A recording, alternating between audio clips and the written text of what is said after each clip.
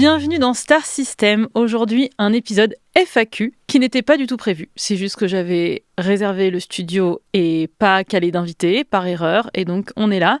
J'ai demandé sur Instagram aux personnes de m'envoyer des questions. Vous l'avez fait, donc c'est super. Je vais répondre à tout ça. Avant toute chose, je voulais un peu me présenter parce que je sais qu'il y a des personnes qui ne me connaissaient pas de mon précédent podcast qui s'appelait donc le Love Gang. J'ai lancé ce nouveau podcast Star System vraiment dans la continuité de l'ancien podcast. Je racontais des histoires d'amour à des invités. Donc c'était le même format, c'est-à-dire que j'avais un script et je racontais toute une histoire aux invités qui réagissaient.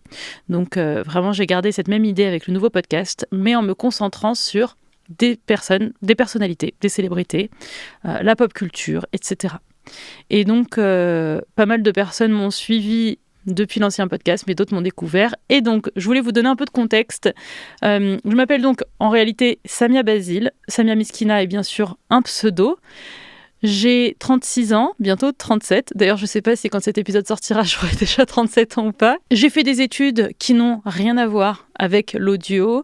J'ai étudié en prépa, j'ai étudié à Sciences Po Rennes et ensuite j'ai fait un master aux États-Unis en relations internationales. Donc c'était vraiment mon domaine d'intérêt, c'était mon domaine d'activité. Ensuite, quand je suis rentrée en France, j'ai travaillé là-dedans. Et en 2018, j'ai complètement bifurqué pour me lancer dans les podcasts. Parce que j'avais découvert les podcasts aux États-Unis. J'avais adoré. C'était vraiment, quand j'y étais entre 2013 et 2015, c'est là qu'il y a eu un boom du podcast. Ce qui fait d'ailleurs qu'aujourd'hui, j'écoute principalement encore des podcasts américains. J'ai un peu gardé cette habitude. Et ce qui m'intéressait, c'était beaucoup le documentaire, les séries documentaires, le temps long, le format long. Et c'est moi-même ce que j'ai fait en me lançant dans le podcast. J'ai d'abord travaillé sur des formats documentaires. J'ai travaillé avec Binge Audio, avec Spotify, avec quoi d'autre, Slate par exemple. J'ai fait des séries documentaires sur les violences policières, sur un élève qui avait des troubles du comportement à l'école et ensuite au collège. J'ai travaillé sur plein de domaines qui étaient plutôt des sujets sociaux en tout cas. Et ensuite, en 2022, si je ne me trompe pas, j'ai eu envie d'un sujet plus léger, en parallèle de ces sujets un peu lourds. Même si quand je dis sujets lourds, j'essaie quand même de les traiter de façon pas trop lourde, mais en tout cas, voilà, c'était quand même des sujets assez sérieux. Et donc, j'avais envie de parler d'un sujet plus léger. J'ai choisi l'amour parce que, simplement, j'en parlais énormément avec mes amis. C'était un sujet de conversation que j'adorais, c'est toujours le cas d'ailleurs. Et je me suis dit, j'aimerais bien créer un podcast qui soit comme un groupe WhatsApp entre copines, où on se raconte un petit peu nos histoires de cœur, mais où là, on raconte pas nos histoires de cœur uniquement, on raconte les histoires d'autres personnes. C'est comme ça que j'ai commencé à contacter des personnes pour me raconter leur histoire, que ensuite j'allais retranscrire et raconter à quelqu'un. Et ça a très bien marché, donc je suis contente. J'ai reçu de plus en plus d'histoires venues d'auditoristes. Et j'étais très très contente de ça pendant 3 ans et demi de podcast du Love Gang. J'étais vraiment très très heureuse de faire ça. Mais au bout d'un moment, j'avais l'impression d'avoir fait le tour, tout simplement. J'ai eu cette conscience-là l'été dernier. Je me disais, bon, je raconte des histoires qui sont certes des histoires de personnes différentes à chaque fois, mais au bout d'un moment, c'est quand même les mêmes thèmes qui reviennent, les mêmes enjeux, les mêmes conseils aussi. Ce qui n'est pas grave et ce qui était tout à fait prévisible. Mais j'avais envie d'autre chose. Et donc, c'est pour ça que je me suis dit, ok, on va réfléchir à un autre podcast. Et il se trouve que je suis donc passionnée de pop culture. C'est-à-dire que vraiment, je passe environ 2 heures par jour sur Reddit à juste lire l'actualité de la pop culture. Quand on dit pop culture, ça a l'air sérieux comme ça. C'est sérieux pour moi. Mais en tout cas, qu'est-ce que ça veut dire ? En fait, c'est beaucoup des potins de célébrités. Et moi, vraiment, ça me passionne. Je sais que ça a l'air futile, comme ça, exactement comme l'amour paraissait futile, mais j'ai l'impression que ces histoires-là racontent quelque chose de notre société. Et c'est pour ça que je me suis dit, ça serait bien de les traiter à chaque fois avec un angle particulier et de voir ce que cette histoire raconte de notre société ou d'un enjeu en particulier. Donc c'était vraiment l'idée, et c'est pour ça que plutôt que de parler d'actualité de la pop culture, je me suis concentrée sur l'histoire de la pop culture, des histoires passées. Parce que sur ces histoires passées, on a pris du recul, il y a des livres qui sont sortis, des articles, etc. On a pu faire une analyse plus importante, parce que moi je ne suis pas tellement dans l'analyse, finalement je raconte un peu le fruit de mes recherches, même si je propose aussi mes propres théories. En général, c'est important pour moi de lire des écrits qui ont été vraiment bien travaillés, bien fouillés, bien recherchés en tout cas. Donc c'est pour ça que je me suis dit, ok, ça serait bien de raconter des histoires passées de la pop culture. Et ensuite, franchement, le format était déjà là, il existait déjà avec le Love Gang, donc j'ai pas eu à inventer quelque chose d'autre. Mais évidemment, le travail est assez différent. Et donc dans vos questions, il y a des choses qui reviennent là-dessus. Et donc maintenant, je vais répondre à vos questions brûlantes, bien sûr. La première question, c'est comment choisis-tu tes sujets d'épisode ? Alors, tout simplement, je l'ai choisi pour le moment, c'est juste ce qui m'intéresse. Et ça, c'est un truc que je trouve intéressant. Il n'y a pas longtemps, j'ai fait un épisode pour un podcast américain sur le popcorn, et le popcorn au cinéma. Et à un moment, donc je visitais l'usine du plus gros producteur de popcorn en France, et à un moment donné, il me montre un nouveau type de popcorn qu'il a inventé, et c'est des popcorn à la myrtille. Et je lui dis, mais pourquoi des popcorn à la myrtille ? Et il m'a dit, juste parce que j'aime ça. Et j'ai trouvé que c'était une très bonne réponse en fait. Et moi c'est exactement ça, c'est pourquoi est-ce que je choisis les sujets que je choisis, c'est parce qu'ils m'intéressent vraiment. Le premier sur Simone de Beauvoir et Jean-Paul Sartre, c'était quand même un peu un pari parce que quand on pense pop culture, quand on pense potin de célébrité, on pense pas tellement à des intellectuels du XXe siècle, j'avoue. Et donc même j'en avais parlé avec des amis qui me disaient c'est marrant parce que pour moi c'est pas trop ça de la pop culture, j'ai peur que si tu mets ça en plus en premier épisode, les gens soient plus confus qu'autre chose. Mais pour moi c'est un sujet que j'avais envie d'explorer parce que j'étais, comme je l'ai dit dans l'épisode en question, une énorme fan de Simone de Beauvoir. Et je dois dire que je suis toujours une fan de ses écrits, ça n'a pas changé. Mais en tout cas, elle a vraiment eu un impact énorme sur ma vie et sur ma philosophie de vie quand j'étais toute jeune étudiante. Et donc, j'avais lu des choses d'elle, et donc je savais qu'elle avait eu des relations avec des mineurs, qu'on va appeler tout simplement abus de mineurs, mais je le savais d'un point de vue d'une personne de 19 ans. Et donc, ça me choquait moins à l'époque. En vieillissant, j'y repensais régulièrement et je me disais, mais quand même, c'est assez problématique. C'est-à-dire que je commençais à approcher de l'âge que Simone de Beauvoir avait quand elle abusait de jeunes filles. Et je me disais, mais c'est hallucinant de faire quelque chose comme ça. Et est-ce que ça vient pas teinter son œuvre, en fait ? Est-ce qu'une personne qui se dit féministe peut abuser de femmes, et est-ce qu'on peut quand même préserver l'intégrité de son œuvre ? Donc voilà, j'avais envie de travailler là-dessus et de me pencher là-dessus. Et j'avoue que ça a été assez difficile pour moi parce qu'à la fois, je retrouvais la fascination pour la personne de Simone de Beauvoir que j'avais à l'époque quand j'étais jeune, et pour ce qu'elle a fait comme travail, et en même temps une prise de conscience et un dégoût de certains de ses agissements, quoi. Et qui se sont répétés dans le temps. C'était pas, donc, comme je l'ai dit dans l'épisode, c'était pas juste une fois. Ça s'est vraiment répété. Donc voilà. Et bien sûr, Jean-Paul Sartre également. J'ai beaucoup appuyé sur Simone de Beauvoir dans cet épisode. Jean-Paul Sartre est tout aussi horrible, mais il y a quelque chose en moi de la trahison d'une femme qui est encore pire, plus difficile à vivre pour moi que la trahison d'un homme. Mais peut-être que voilà, c'est sujet à débat, mais en tout cas pour moi, j'ai jamais admiré Sartre comme j'ai admiré Simone de Beauvoir.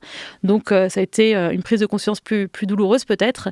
Et j'ai remarqué que cet épisode avait finalement énormément marché, alors aussi grâce à mon invité Manon Bril qui l'a mis en avant, et je pense son public était absolument intéressé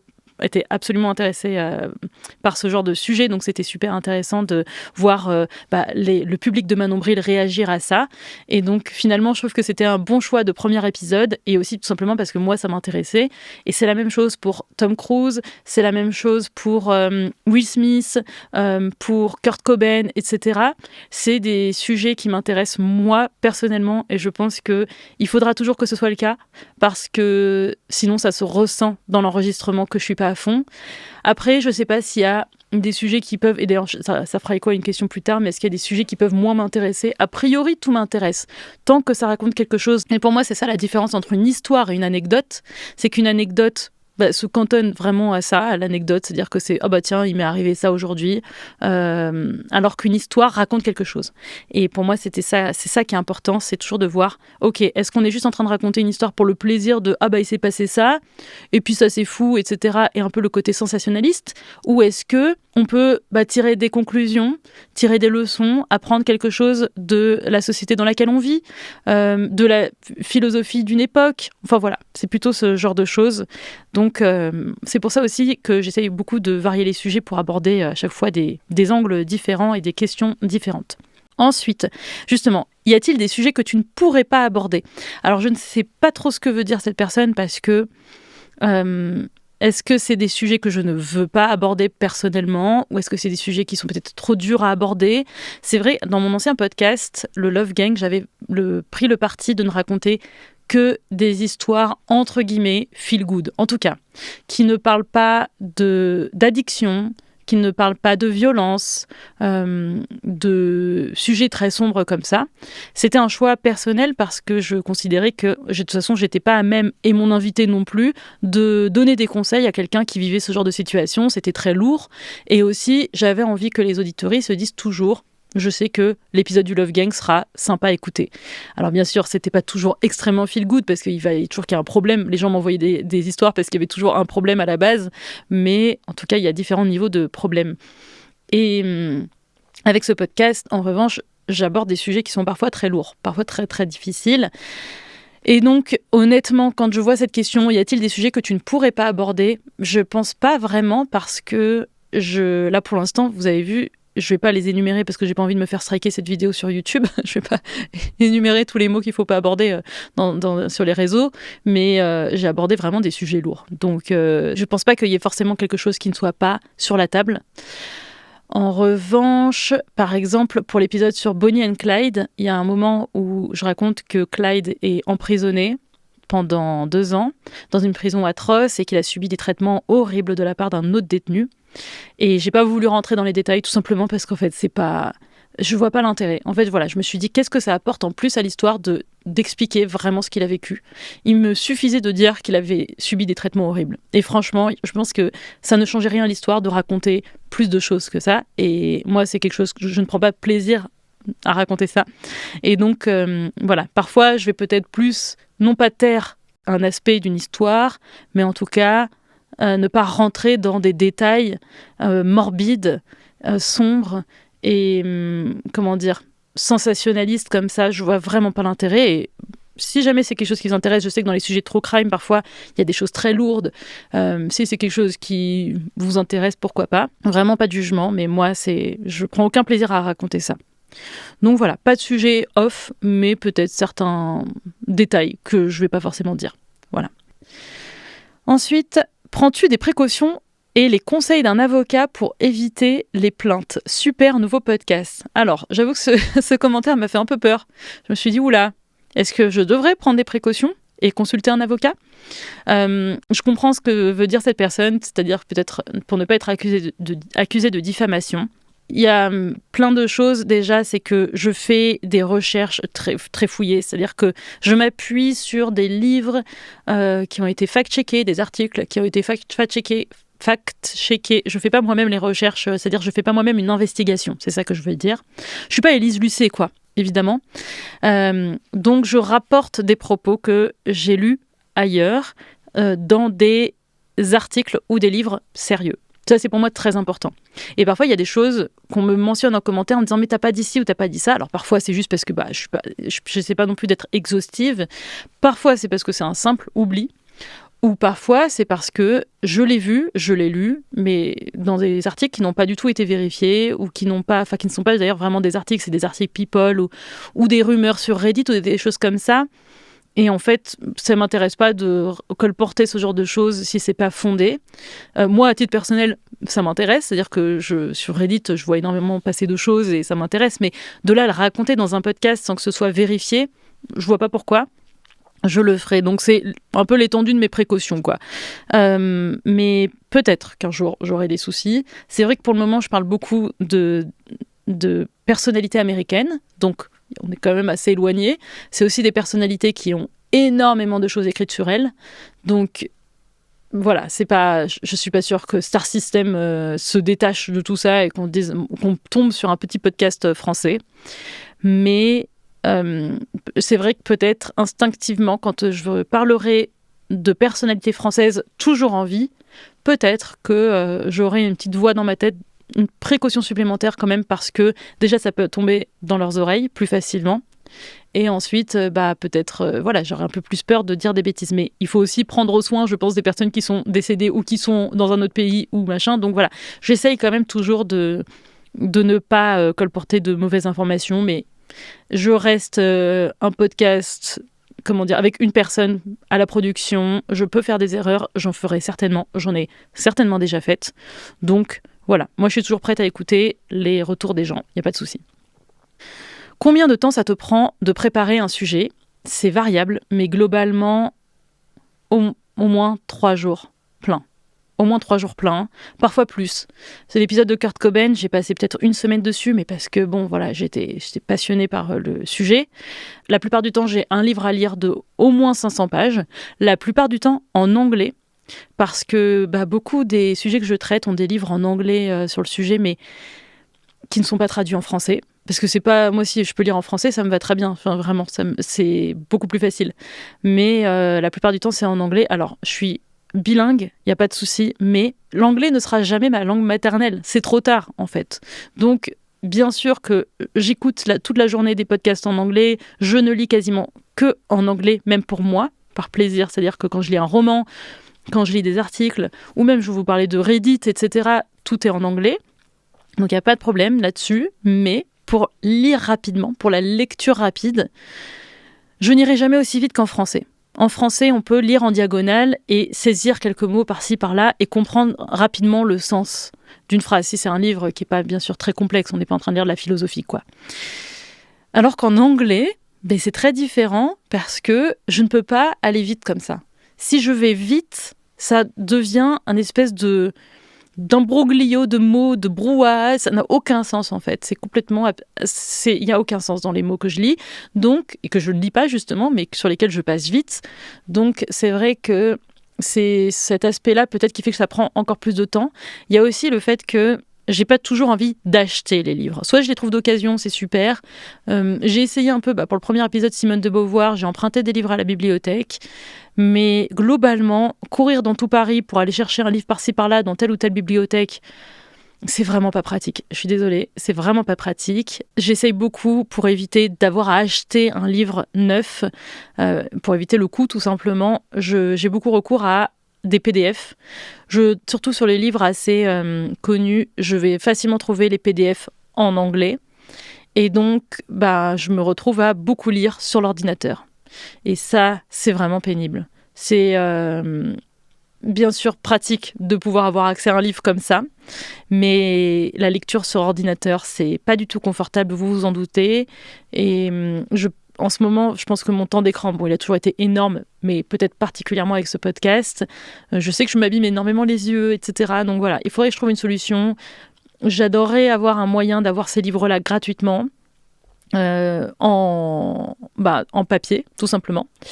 Donc, peut-être qu'à un moment donné, j'aurai plus d'échanges avec des éditeurs, des choses comme ça, j'en sais rien, ça serait vraiment super.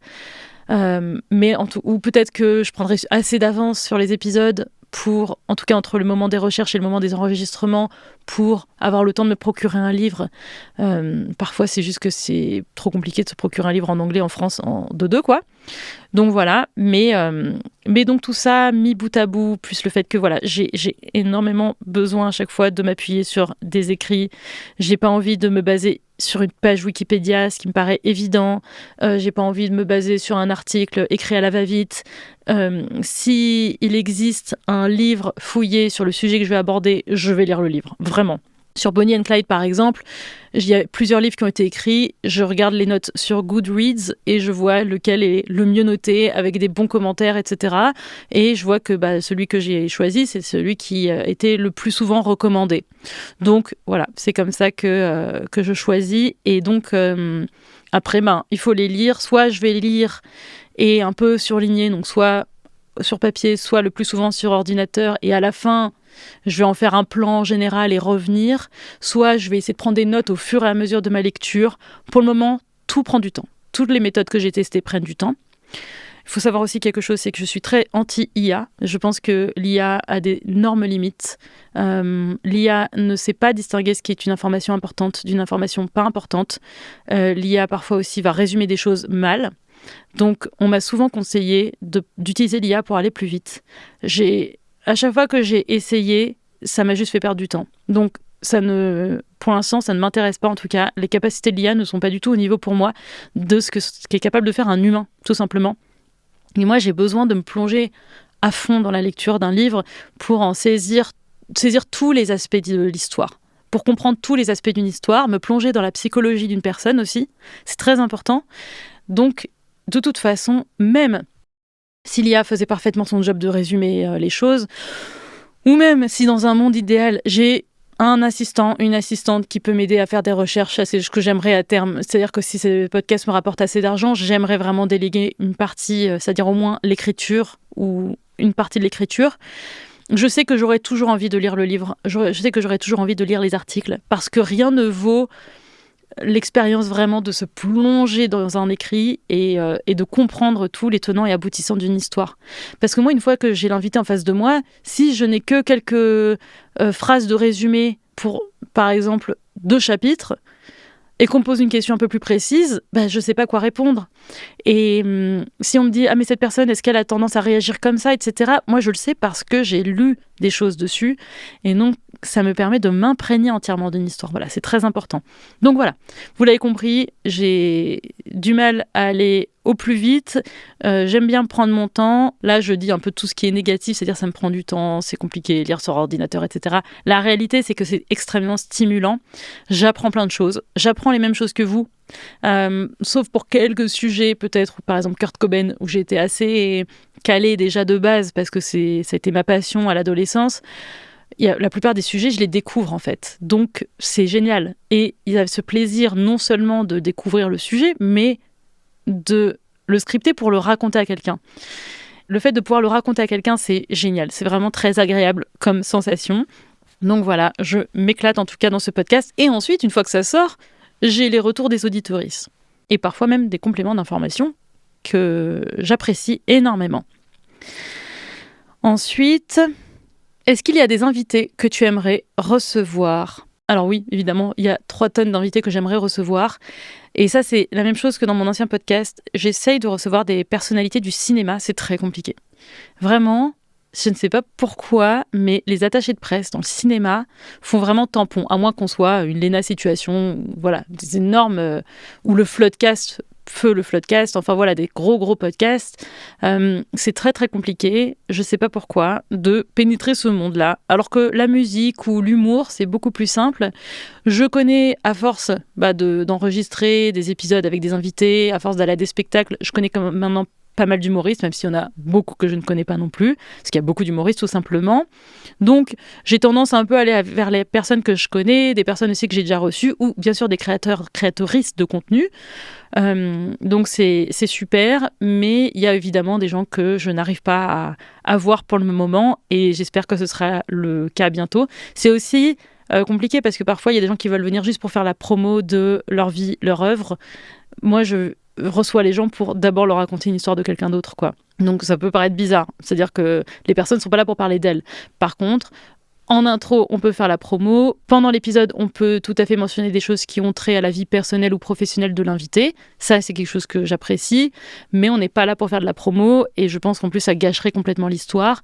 J'ai eu le cas récemment d'une humoriste / vidéaste que je voulais recevoir. On était en discussion, en longue tractation, si je puis me permettre, je ne vois pas pourquoi, mais bon bref, en longue tractation avec son attaché de presse.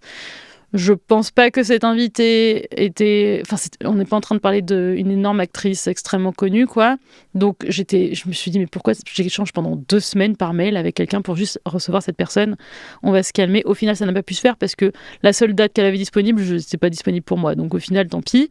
Mais donc, il était extrêmement important que cette personne puisse faire la promo de son spectacle et tout ça. Et en fait, finalement, tout est bien qui finit bien. C'est quelqu'un qu'on m'a souvent demandé de recevoir dans le podcast. C'est quelqu'un que j'avais en tête depuis longtemps aussi. Donc voilà, mais vu comment ça s'est passé, le fait qu'il y ait besoin de discuter longtemps avec l'attaché de presse, de négocier le temps de promo dans l'épisode, etc., je pense que c'est une bonne chose que je ne l'ai pas reçue, et je ne pense pas que je vais la réinviter de sitôt. Ensuite, quels sont les prochains épisodes ? Alors, je ne sais pas quand est-ce que... Alors, cette personne dit « J'ai tout écouté, ça y est ». Et je ne sais pas encore quand est-ce que je sors cette vidéo. Probablement à la fin d'une sorte de saison. J'essaye de penser là en saison de 3 mois à peu près. Donc, à ce moment-là, je ne sais pas du tout où j'en serai, dans quels épisodes ne seront pas encore sortis. Il y a vraiment énormément de sujets. Ah oui, si. Je ne sais pas si ce sera déjà le cas au moment où je sortirai cet épisode. Mais en tout cas, certaines histoires, pour moi, sont extrêmement importantes et nécessitent plusieurs épisodes. Et c'est le cas notamment de Britney Spears, évidemment. Britney Spears, c'est quand même une icône. C'est quelqu'un... Il y a énormément de choses à dire sur son histoire qui est tragique. Et donc, je veux lui consacrer plusieurs épisodes sur plusieurs aspects de sa vie. Il y a des livres qui ont été écrits sur elle et elle a aussi publié des mémoires il y a, je crois, 2 ans, quelque chose comme ça. Donc, c'est intéressant. Et pour ça, j'aimerais bien faire une sorte de cycle en public. Donc voilà, faire une série d'événements avec à chaque fois un aspect de sa bio et que ce soit en public, donc très probablement à Paris, mais par contre ce serait enregistré et ensuite diffusé. C'est aussi la question, c'est que comme là le son doit être vraiment bon parce que j'ai envie que les épisodes soient diffusés avec un son correct, etc. La question c'est où est-ce que je le fais ? Est-ce que je le fais dans un environnement qui est plutôt un environnement de fête, quoi ? Par exemple, j'avais enregistré au Mazette, enfin d'ailleurs j'avais pas enregistré, mais j'avais fait un événement au Mazette en décembre. Et c'est génial, mais je ne sais pas si acoustiquement c'est le meilleur endroit. Donc, est-ce que je devrais plus aller dans un théâtre, dans un cinéma ? Voilà, donc ça, c'est des questions qui se posent. Mais en tout cas, voilà, sachez qu'il y a des sujets qui donneront lieu normalement, en tout cas, à des cycles en public. J'aimerais bien. Et si les personnes ne peuvent pas se déplacer, ne peuvent pas venir regarder, au moins, ils pourront toujours les entendre ensuite en podcast. Quelle est ta gestion des commentaires haineux, violents ? Alors c'est vrai que j'ai partagé sur Instagram des commentaires récemment de personnes qui sont pas toujours bien intentionnées. Il y en a que je partage pas. Il y en a un ou deux que j'ai supprimé carrément sur YouTube parce que je vois vraiment pas l'intérêt de ce genre de choses. Enfin, si c'est des commentaires qui disent qu'on a des rires bêtes et qu'on n'a aucune culture générale, franchement, c'est idiot de dire ça. Voilà. En plus, c'est fou de commenter ça sur un podcast, sur une personne qui s'est tapé des bouquins entiers pour les épisodes en question. Mais bref, donc il y en a un ou deux que j'ai supprimés, je parle de YouTube, parce que moi, venant à la base du podcast uniquement audio, j'avais que des commentaires sur Apple Podcast et Spotify. Et bien sûr aussi sur Instagram, mais voilà, c'était plus marginal. Mais en général, les gens qui écoutent des podcasts et qui vont ensuite laisser des commentaires sont souvent bien intentionnés. Sauf une personne qui m'a littéralement harcelée pendant des mois sur Apple Podcast. Mais à part ça, j'ai vraiment jamais eu de soucis. Mais là, avec YouTube, je touche un public qui est très différent. Il y a beaucoup plus de commentaires, tout simplement, que sur les plateformes audio. Et ça, c'est quelque chose qu'un ami vidéaste que j'ai reçu, David, m'avait indiqué. Il m'avait dit, tu sais, sur YouTube, il y a beaucoup plus de commentaires et c'est génial parce qu'en fait, voilà, le feedback est super intéressant. Et c'est vrai, franchement, c'est génial. La plupart des commentaires sont hyper gratifiants. Certains commentaires aussi viennent rectifier certaines choses que j'ai dites et je trouve ça toujours salutaire et je le mentionne. En tout cas, j'essaie de répondre à ces commentaires-là en disant merci. Par exemple, j'avais dit dans l'épisode de Simone de Beauvoir que Simone de Beauvoir n'était pas antisémite, qu'elle n'était pas résistante, mais qu'elle n'était pas antisémite. Et une personne est venue corriger ça dans les commentaires en me donnant des exemples de l'antisémitisme de Simone de Beauvoir. Je pense en plus qu'elle n'avait même pas conscience que c'était antisémite, mais c'était antisémite. Et je trouve que c'est hyper intéressant d'être corrigée là-dessus. Et donc, j'ai dit, bah oui, en fait, c'est vrai, merci de venir rectifier ça. Je me pose des fois la question, d'ailleurs, de mettre des erratums dans les descriptions d'épisodes ou de vidéos. Peut-être que je le ferai. Voilà, donc en tout cas, ça, j'adore, j'apprécie. Ou parfois, certaines manières d'aborder les choses. Voilà, on a abordé un sujet difficile en rigolant. Bon, bah, il y a des gens qui vont pas trop apprécier ça. Et donc, bon, à la limite, voilà, c'est les sensibilités de chacun. En tout cas, tout le monde est autorisé à commenter. C'est littéralement, sauf pour dire n'importe quoi. C'est-à-dire, sauf pour juste me critiquer, je vois pas l'intérêt. Et donc, oui, j'ai eu par contre quelques commentaires. Alors, haineux, violents, bon, toute proportion gardée quand même. Ou peut-être que ma tolérance est très grande face à ces commentaires. Mais globalement, ça va. Moi, s'il y a quelque chose qui me fout en rogne, en fait, c'est quand on me corrige méchamment sur ma prononciation de certains mots. Ou en fait, et c'est toujours des hommes. Franchement, c'est exclusivement des hommes qui font ça. Et parfois, c'est vraiment qu'ils ont mal entendu. Quelqu'un m'a écrit « Alors, j'adore ton podcast, par contre, on dit quand même, pas comme même. » Non mais gars, je me tape des bouquins entiers et tu viens de me dire que On dit pas comme même. Enfin, c'est horrible. J'avais envie de répondre non, mais tu sais qui je suis. Non, mais enfin, c'est fou. Merci, je suis assez au courant et je trouve ça fou. Le mec a fait la démarche pour le coup de venir me trouver sur Instagram pour m'écrire ça, avec un petit smiley, bien sûr, bien condescendant. Et donc voilà, ou parfois c'est je sais pas, j'ai dit dégingandé et il se trouve qu'on dit apparemment dégingandé. Très bien. Et honnêtement, j'apprécie de le savoir. Mais il y a un ton avec lequel on peut me le dire. Donc voilà, là c'était vraiment... Alors normalement on dit dégingandé, mais bon, j'imagine que la langue évolue et que maintenant on peut prendre des libertés. Enfin, un paragraphe énorme, c'est bon, juste... C'est pas une prise de position politique de dire dégingandé. Je me suis trompée. C'est pas la peine de mettre un paragraphe pour me dire que je suis en train de changer la langue et que peut-être on peut l'accepter, même si bon, l'Académie française n'approuve pas, quoi. Bref, voilà, je suis en train de m'énerver. Mais en tout cas, pour le moment, je n'ai pas de remarques, par exemple, sur mon physique. Alors, je sais que ça ne saurait tarder, hélas, car étant une femme, je pense que ça va pas tarder. Et pour ça, je suis pas prête. Voilà. Donc ça, c'est quelque chose que je ne suis pas impatiente de découvrir ce qui ne va pas avec mon physique. Avec Axel ici présent qui est derrière la caméra, on vient de passer 150 ans à ajuster la lumière pour pas qu'on voit trop mes cernes. Donc pour dire à quel point je suis pas prête à ce qu'on critique mon physique. Si quelqu'un veut me dire en commentaire de cette vidéo que j'ai des cernes, sachez que je le sais déjà. Donc c'est pas la peine de me le dire, je suis au courant, je me vois tous les matins dans le miroir et je m'en fous. Enfin, pas tout à fait, parce que j'ai quand même changé l'orientation de la lumière. Ensuite, voilà, dernière... Attends, je vais vérifier s'il n'y a pas d'autres questions qui sont arrivées. Comment vous êtes vous lancé dans le podcast ? J'ai déjà répondu. Dernière question. Comment imagines-tu ta vie dans 10 ans et tes potentielles relations ? La première partie de la question, on dirait un entretien d'embauche. Je pense que cette personne me pose la question notamment sur mes relations parce que donc, j'ai fait ce podcast sur l'amour pendant 3 ans et demi où j'ai beaucoup parlé de moi. Donc, même si je racontais des histoires d'autres personnes, j'ai aussi beaucoup parlé de moi. Donc, forcément, voilà. Et c'est vrai que ce podcast-là, j'ai moins ce côté parler de moi. Dans l'ancien podcast, j'avais un programme, carrément la meuf, quoi. Ça fait Friends, quoi. Qui s'appelait Savia in the City, que j'avais démarré quand j'ai passé 3 mois à New York, que j'ai continué en France, même si j'avais plus grand-chose à raconter, honnêtement, et où j'ai beaucoup raconté ma vie. En fait, je me rendais compte, à partir du moment où j'avais envie de changer de format, Star System, de créer ce nouveau podcast, que j'avais plus envie de parler de ma vie, en tout cas de faire des épisodes comme ça pour raconter ma vie, parce qu'il y a un côté très stressant. De raconter des choses comme ça, des inconnus, et aussi parfois on n'a rien à raconter et on se sent mal de ne rien avoir à raconter parce que la vie n'est pas toujours palpitante. Parfois je ne fais que travailler, la plupart du temps je ne fais que travailler, donc il n'y a pas grand chose à dire, mais en tout cas je n'interdis pas de parfois répondre à des questions plus personnelles. Et donc, mais honnêtement là c'est très difficile de dire où est-ce que je me vois dans 10 ans. Alors je vais répondre déjà professionnellement ou même personnellement. J'aimerais vivre à New York, parce que donc là, je suis en démarche pour demander un visa. J'aimerais partir à New York cette année. Le podcast continuerait d'une manière ou d'une autre, mais en tout cas, sachez que je cherche là à partir, à m'installer aux États-Unis pour continuer dans le podcast, tout simplement parce qu'il n'y a plus rien en France en termes de podcast, en termes de studio de podcast.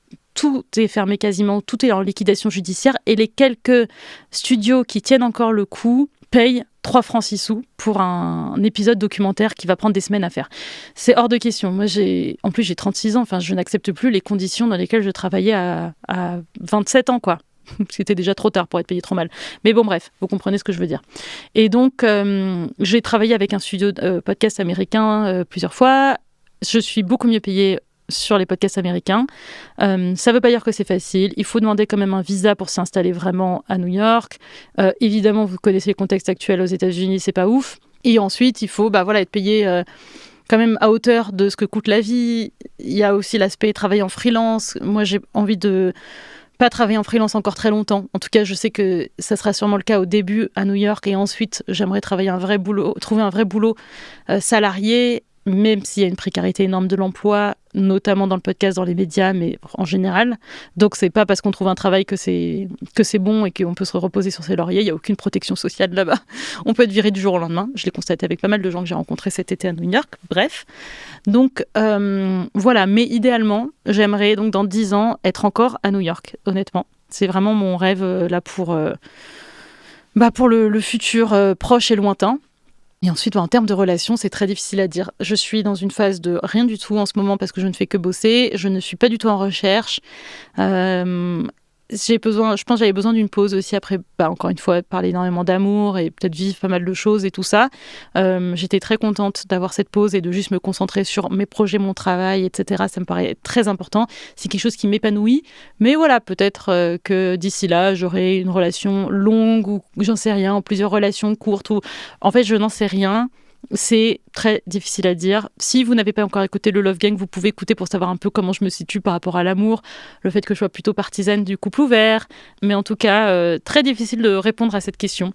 Je sais pas qui arrive à répondre à cette question de où tu te vois dans 10 ans. J'avais une copine une fois qui m'avait dit « Tu te vois où dans 5 ans ?» Et je lui avais dit je sais pas, c'est très difficile à dire pour moi. Et j'ai dit « Et toi ?» Et elle m'avait répondu « J'aimerais avoir écrit un livre et qu'il soit adapté par Spielberg. » Donc voilà. Écoutez, merci beaucoup de m'avoir envoyé ces questions au dernier moment. Je vous ai sollicité un peu au dernier moment pour cet épisode FAQ. J'espère que ça vous a plu. Si vous avez d'autres questions, mettez-les-moi en commentaire et ça fera l'objet d'une autre vidéo. Je pense que ça serait pas mal de faire à chaque fois des points d'étape FAQ comme ça à la fin de chaque saison. Donc au bout de 3 mois à peu près d'épisodes à chaque fois, je cale un petit épisode comme ça. Merci vraiment de m'écouter, de me regarder. Merci de vous abonner aussi sur YouTube. On n'est pas encore au niveau de Squeezie, mais je pense qu'on y sera d'ici juin. Je me donne jusqu'au 15 juin à peu près pour être au niveau de Squeezie. Continuez d'écouter, continuez de commenter. C'est toujours très enrichissant. Continuez de me suggérer aussi des idées d'épisodes. Je vous embrasse et donc je vous dis à très bientôt pour un nouvel épisode. Bisous!